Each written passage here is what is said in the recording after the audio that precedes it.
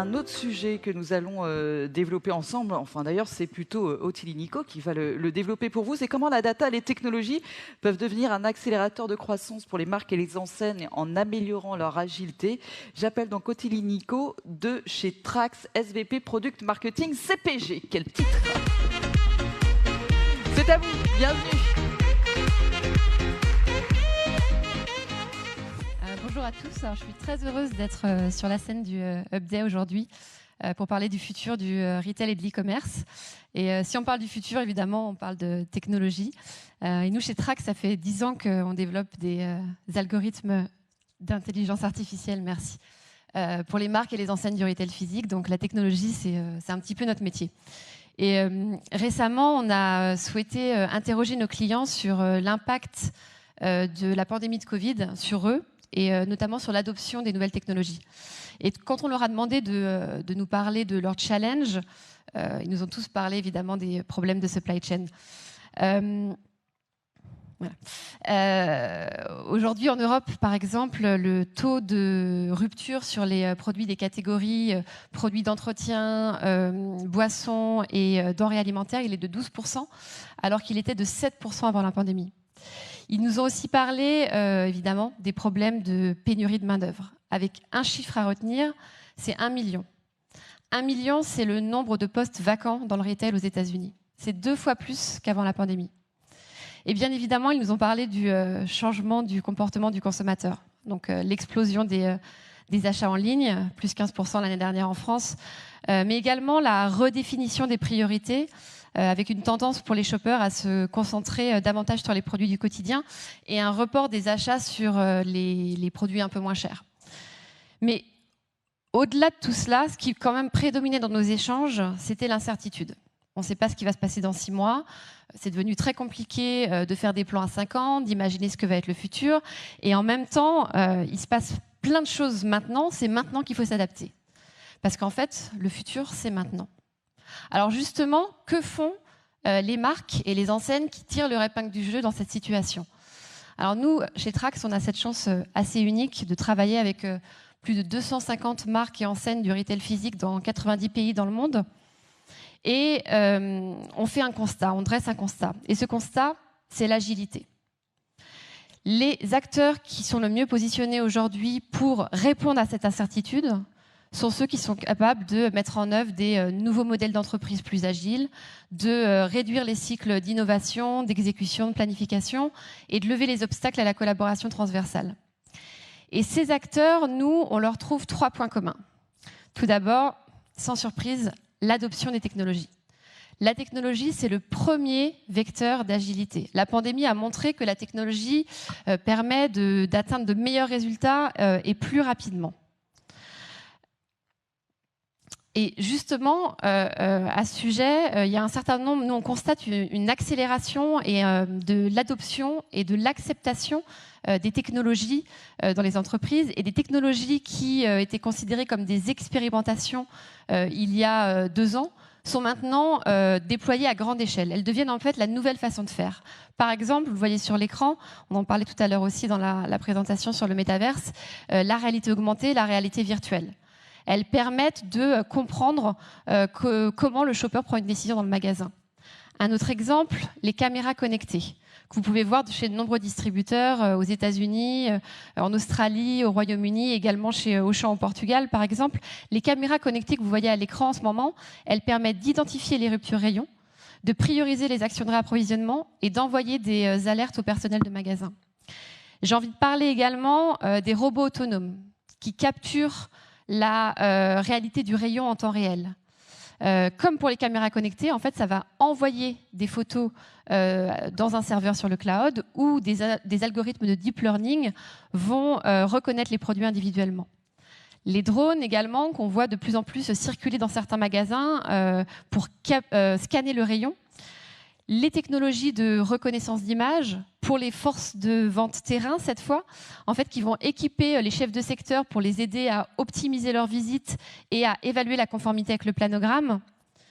Et pour finir, quelque chose aussi d'assez intéressant, on observe l'émergence de nouvelles façons d'interagir avec le consommateur sur le point de vente, tirées par la technologie, par exemple pour faire découvrir de nouveaux produits ou pour faire découvrir une nouvelle promotion. Le deuxième point commun, et donc le deuxième vecteur d'agilité, c'est la data. Et ce que nous disent nos clients, alors il faut savoir que nous, ce que l'on délivre à nos clients, c'est ce qu'on appelle de la donnée rayon en temps réel, si vous voulez des KPIs comme la part de linéaire. Et donc ce que nous disent nos clients, c'est que dans ce contexte d'incertitude qui est quand même très forte, ils ne peuvent plus se contenter d'avoir de la data une fois par trimestre ou une fois par mois, ou d'avoir de la data sur un échantillon de magasins. Aujourd'hui, ils ont besoin de savoir ce qui se passe partout et tout le temps pour prendre les meilleures décisions, prendre les actions les plus rapides et surtout être en tête de la course. Dans la data, on observe également une autre évolution qui est assez intéressante, c'est l'investissement massif des marques et des enseignes dans des programmes d'acquisition et de traitement des données, notamment avec beaucoup d'initiatives d'Etalex. Mais à côté de ça, une étude Deloitte assez récente nous dit que 80% des données collectées ne sont pas exploitées. Et c'est également ce que nous disent nos clients. En fait, les programmes d'analyse de données qui fonctionnent sont ceux qui cherchent à répondre à des besoins business vraiment précis, à des challenges business précédemment identifiés. Ça, c'est très important. Collecter de la donnée et la partager dans l'organisation en espérant qu'elle va être exploitée, ça ne fonctionne pas. Le troisième levier d'agilité, je l'ai appelé Elastic Workforce, et on pourrait le traduire par main-d'œuvre flexible. Donc on constate un nombre croissant d'acteurs du retail qui font appel à des travailleurs indépendants crowdsourcés. En fait, ces marques et ces enseignes, elles vont activer cette main-d'œuvre à la demande, alors pour pallier les pénuries de main-d'œuvre dont je parlais tout à l'heure, mais également pour gagner en force de frappe et donc en flexibilité d'exécution et en agilité.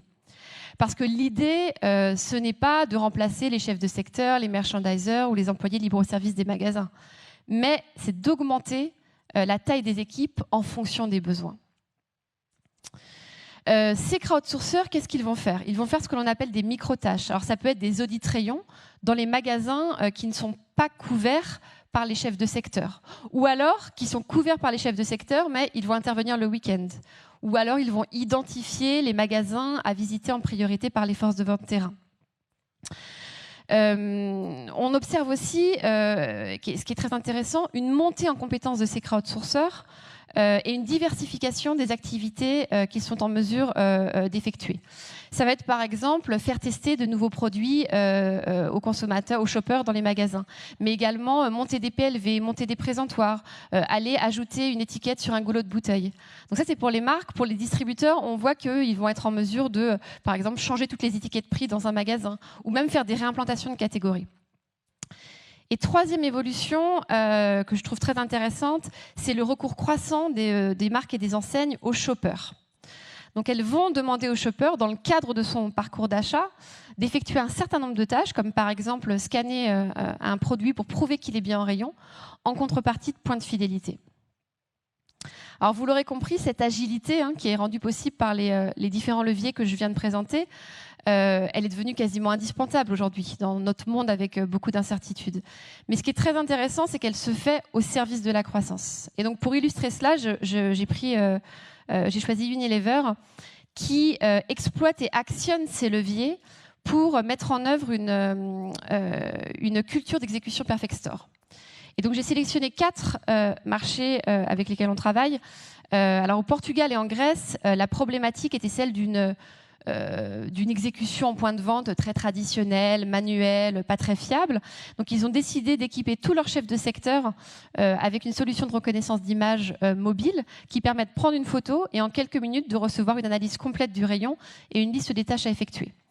En Belgique et en Italie, situation un peu différente. Avec l'arrivée de la pandémie, le management était complètement aveugle, ne savait pas ce qui se passait dans les magasins.